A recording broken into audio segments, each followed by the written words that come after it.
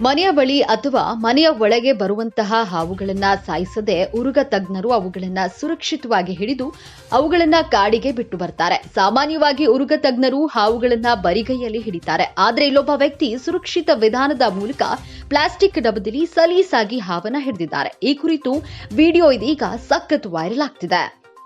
ಮನೆಗಳ ಬಳಿ ಆಗಾಗ್ಗೆ ಹಾವುಗಳು ಕಾಣಿಸಿಕೊಳ್ಳುವುದು ಹೊಸದಲ್ಲ.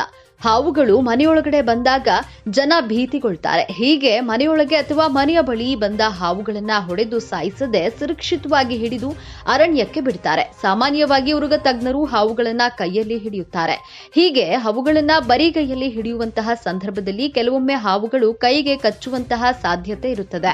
ಹೀಗಾಗಿ ಸುರಕ್ಷತೆಯ ದೃಷ್ಟಿಯಿಂದ ಇಲ್ಲೊಬ್ಬ ವ್ಯಕ್ತಿ ಸ್ವಲ್ಪ ಡಿಫರೆಂಟ್ ಆಗಿ ಪ್ಲಾಸ್ಟಿಕ್ ಡಬ್ಬದಲ್ಲಿ ಸಲೀಸಾಗಿ ಹಾವನ್ನ ಹಿಡಿದಿದ್ದಾರೆ. ಈ ಕುರಿತು ವಿಡಿಯೋ ಒಂದು ಇದೀಗ ವೈರಲ್ ಆಗ್ತಿದೆ.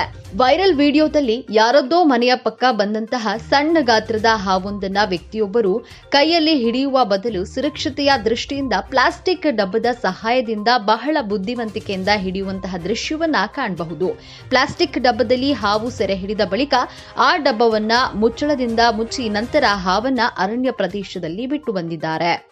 ಒಂದು ದಿನದ ಹಿಂದೆ ಹಂಚಿಕೊಳ್ಳಲಾದ ಈ ವಿಡಿಯೋ 17.9 ಮಿಲಿಯನ್ ವೀಕ್ಷಣೆಯನ್ನ ಪಡೆದುಕೊಂಡಿದ್ದು, ಹಾವನ್ನ ಬಹಳ ಸೇಫ್ ಆಗಿ ಹಿಡಿಯುವಂತಹ ಈ ತಂತ್ರ ತುಂಬಾನೇ ಚೆನ್ನಾಗಿದೆ ಎಂದು ಆ ವ್ಯಕ್ತಿಯ ಕಾರ್ಯಕ್ಕೆ ನೆಟ್ಟಿಗರು ಶ್ಲಾಘನೆ ವ್ಯಕ್ತಪಡಿಸಿದ್ದಾರೆ.